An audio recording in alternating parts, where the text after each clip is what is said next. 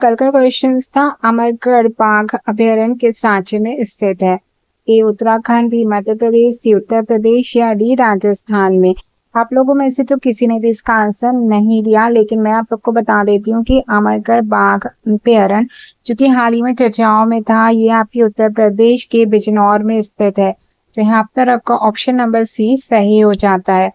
आप सभी का मैं एक बार फिर से आज के करंट अफेयर सेशन में स्वागत करती हूँ और आशा करती हूँ कि आप लोग मेरे वीडियोस को लाइक करेंगे, शेयर करेंगे और अगर पसंद आता है तो एक छोटा सा हार्ट कमेंट सेक्शन में जरूर शेयर करेंगे। ये सब बिल्कुल फ्री है और इसी से मुझे पता चलेगा कि आप लोग मेरे वीडियो को पसंद करते हैं और मुझे सपोर्ट करते हैं। चलिए, आज का हमारा पहला क्वेश्चन है, निम्न में से किस दिन हर साल विश्व स्किल से दिवस मनाया जाता है? ए 16 जून, बी 17 जून, सी 18 जून या 19 जून को। तो हमारी बात की जा रही है यहाँ पे विश्व स्किल सेल दिवस की बात यहाँ पे की जा रही है, फर्स्ट स्किल सेल डे की, जो कि आपका 19 जून को मनाया जाता है। तो ऑप्शन नंबर डी आपका यहाँ पर सही हो जाता है। नेक्स्ट क्वेश्चन है, निम्न में से किस राज्य सरकार के साथ केंद्र सरकार ने एक्वा पार्क और नेशनल फिश डेवलपमेंट बोर्ड के क्षेत्रीय केंद्र का उद्घाटन किया है? ए पश्चिम बंगाल, सी तमिलनाडु, सी बिहार या डी मध्य प्रदेश ने।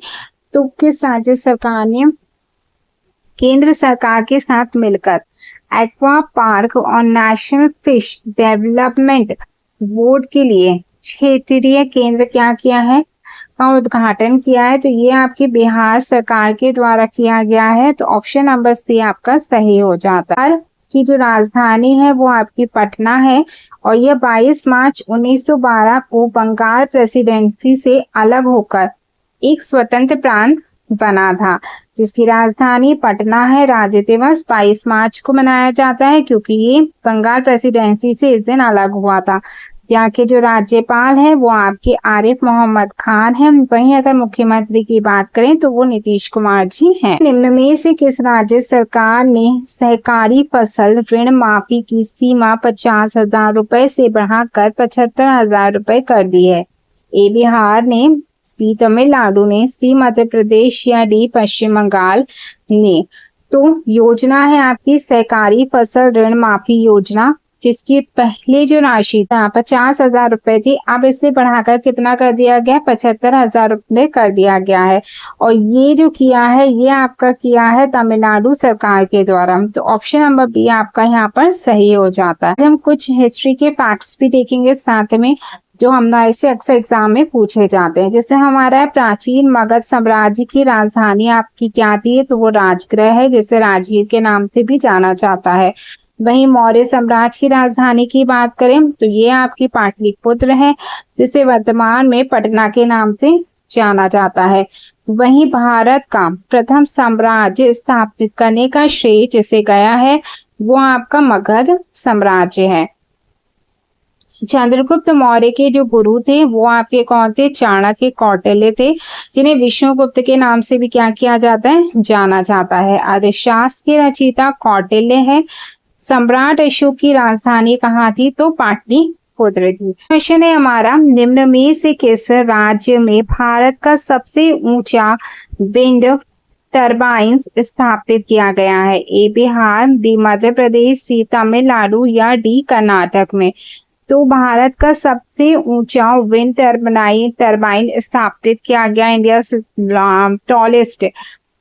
टॉलेस्ट विंड टर्बाइन, ये आपका किया गया है कर्नाटक के द्वारा। कर्नाटक की राजधानी की बात करें तो ये बेंगलुरु है, जिसे हम आईटी सिटी या फिर सिलिकॉन वैली के नाम से भी जानते हैं। वहीं पटना की कैपिटल हमने बिहार की कैपिटल हमने अभी देखी कि पटना है। मध्य प्रदेश की आपकी भोपाल है। तमिलनाडु की आप लोग मुझे कमेंट करके बताइए। नेक्स्ट क्वेश्चन है आपका, निम्न में से कौन विश्व बौद्धिक संपदा संगठन की ग्लोबल टॉप 20 पेटेंट रैंकिंग में शामिल होने वाली बनी एकमात्र भारतीय कंपनी? A Airtel, B BNS, B SNL, C Sarvam's AIs या डी जियो। तो बौद्धिक संपदा संगठन WIPO world intellectual properties organisation जिसका फुल फॉर्म है, इसकी द्वारा टॉप 20 पेटेंट रैंकिंग को कंपनियों में शामिल किया गया, जिसमें भारत की जो कंपनी आपकी शामिल हुई है वो है आपकी जियो। तो ऑप्शन नंबर डी आपका सही हो जाता है। जियो की बात करें तो इसकी स्थापना 2016 में की गई थी। मूल कंपनी इसकी रिलायंस जियो है, जिसके संस्थापक आपके मुकेश अंबानी जी हैं, जिसका हेडक्वार्टर मुंबई में है। वहीं ये जिस क्षेत्र में काम करती है वो आपके टेलीकॉम और डिजिटल सेवाएं प्रदान करने से संबंधित है, जिसमें जियो 5G, जियो 5, जियो टीवी, जियो सिनेमा आदि इसकी प्रमुख सेवाएं आपको प्रदान की जाती हैं। नेक्स्ट क्वेश्चन की बात करें तो वो है हमारा, निम्न में से किसके द्वारा हाल ही में अक्थियास द यूनिफायर्स नाम किताब जारी की गई है? ए धर्मेंद्र प्रधान, बी ज्योतिष आदित्य सिंधिया, सी CP राधाकृष्णन या डी अन्नपूर्णा देवी के द्वारा।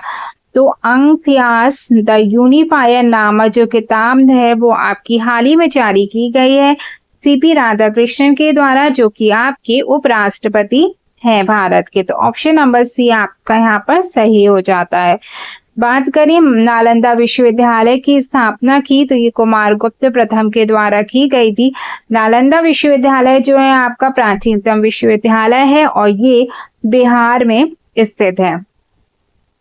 बौद्ध धर्म की जो प्रथम संगति हुई थी वो आपकी राजगृह में हुई थी, जिसे हम राजगीर के नाम से भी जानते हैं। वहीं भगवान बुद्ध को ज्ञान की प्राप्ति की बात करें तो बोध गया में इनको ज्ञान की प्राप्ति हुई थी। भगवान महावीर का जन्म कुंडलग्राम वैशाली में हुआ था और ये सभी जगहें आपकी कहाँ पे हैं? बिहार में स्थित है। क्वेश्चन है आपका, बिहू पेपा को हाल ही में GI टैग दिया गया है, यह किस राज्य का पारंपरिक वाद्य यंत्र है? ए पश्चिम बंगाल, बी असम, सी बिहार या डी मध्य प्रदेश। तो इसके नाम से ही हमको पता चल रहा है बिहू पेपा ये क्या है? एक वाद्य यंत्र है, ये भी हमें पता होना चाहिए। नहीं तो बिहू पेपा कई लोग इसको बोल देंगे तेबहार है, क्योंकि असम का जो तेबहार है वो बिहू है।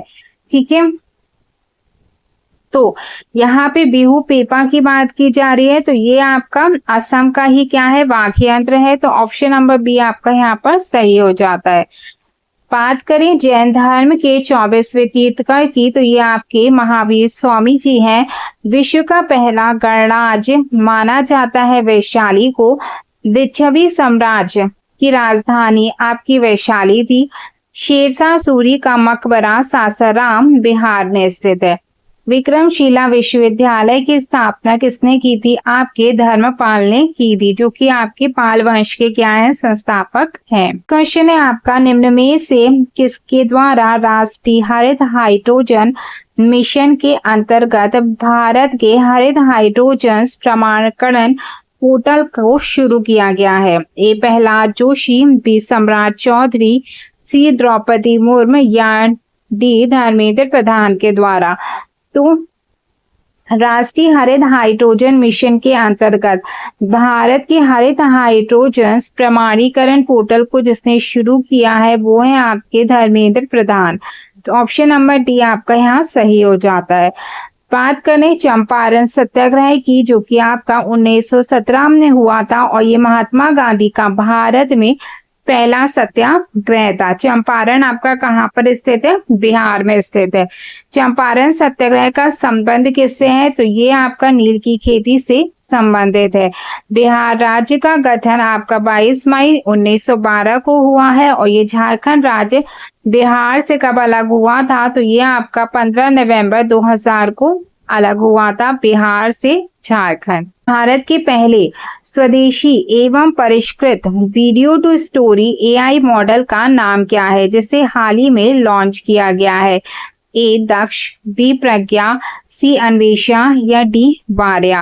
भारत के पहले स्वदेशी एवं परिष्कृत video to story AI model का नाम है आपका वार्या। तो ऑप्शन नंबर डी आपका यहाँ पर सही हो जाता है। बात करें वार्या की तो वार्या भारत का पहला स्वदेशी एवं परिष्कृत video to story AI model है, जिसे इंडिया AI मिशन द्वारा लॉन्च किया गया है। ठीक है, इसका उद्देश्य वीडियो को स्वतः कहानी या टेक्स्ट में बदलना होता है। क्वेश्चन है, निम्न में से किसे हाल ही में राष्ट्रीय सांख्यिकी आयोग का अध्यक्ष नियुक्त किया गया है? ए राजीव लक्ष्मण करेंदेकर्स को, बी विक्रम प्रजापति को, सी सेबल चट्टोपाध्याय को या फिर डी रोहित मिश्रा को। तो राष्ट्रीय सांख्यिकी आयोग की यहाँ पे बात की जा रही है, नेशनल स्टैटिस्टिक्स कमीशन, जिसके अध्यक्ष यानी चेयरपर्सन जो आपके नियुक्त किए गए हैं वो है आपके सेबल चट्टोपाध्याय। तो ऑप्शन नंबर सी आपका सही हो जाता है। राष्ट्रीय सांख्यिकी आयोग जिसे हम NSC कहते हैं, भारत में आधिकारिक सांख्यिकी प्रणाली ऑफिशियल स्टैटिक सिस्टम को सुदृढ़ और विश्वसनीय बनाने के लिए गठित एक स्वायत्त निकाय है। ये याद रखिएगा कि ये कैसा निकाय है? स्वायत्त निकाय है, जिसका गठन 2005 में किया गया था, जिसकी सिफारिश आपकी रंगराजन आयोग के द्वारा की गई थी, जिसका उद्देश्य देश में सांख्यिकी आंकड़ों की गुणवत्ता और विश्वसनीयता को सुनिश्चित करना था। हाल ही में किस देश ने सोशल मीडिया का उपयोग करने के लिए न्यूनतम आयु 15 वर्ष निर्धारित की है? ए जर्मनी, बी संयुक्त अरब अमीरात, सी चीन या डी जापान ने। तो सोशल मीडिया का उपयोग करने के लिए न्यूनतम आयु जिस देश ने तय की है वो है आपका संयुक्त अरब अमीरात। यहाँ पे अब 15 वर्ष से ऊपर के व्यक्ति ही आपके सोशल मीडिया का उपयोग कर सकेंगे। तो ऑप्शन नंबर बी आपका यहाँ पर सही हो जाता है। क्वेश्चन है आपका, निम्न में से किसे हाल ही में जारी QS वर्ल्ड यूनिवर्सिटी रैंकिंग 2027 में भारत का सर्वोच्च शिक्षण संस्थान घोषित किया गया है? A IIT Delhi, B IIT Madras, C IIT Bombay या दिल्ली विश्वविद्यालय को। तो QS वर्ल्ड यूनिवर्सिटी रैंकिंग 2027 में जिसे सर्वोच्च शिक्षण संस्थान घोषित किया गया है वो है आपका IIT दिल्ली को। ऑप्शन नंबर ए आपका सही हो जाता है। क्वेश्चन है, निम्न में से किसे हाल ही में राष्ट्रीय जांच एजेंसी NIA का महानिरीक्षक नियुक्त किया गया है? NIA का फुल फॉर्म आपका नेशनल इन्वेस्टिगेशन एजेंसी हो जाता है, ये भी आप याद रखिएगा। इसके जो